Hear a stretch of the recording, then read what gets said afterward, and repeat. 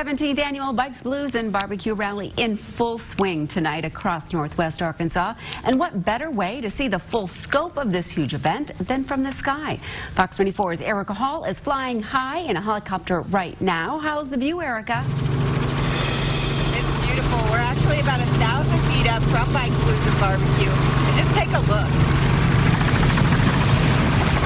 Tens of thousands of bikers are on Dixon Street now, and ultimately the rally is expected to bring out more than 500,000 people.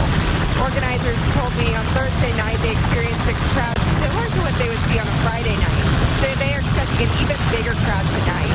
We are broadcasting from the air with the help of the Arkansas Helicopters Company.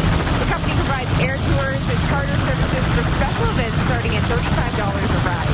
They operate out of Arvis Ballpark in Springdale and the Washington County Fairgrounds in Fayette.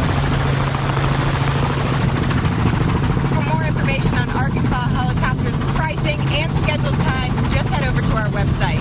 America Hall reporting live from the sky above Dixon Street for Fox 24 News. I hope you're buckled in, Erica. Well,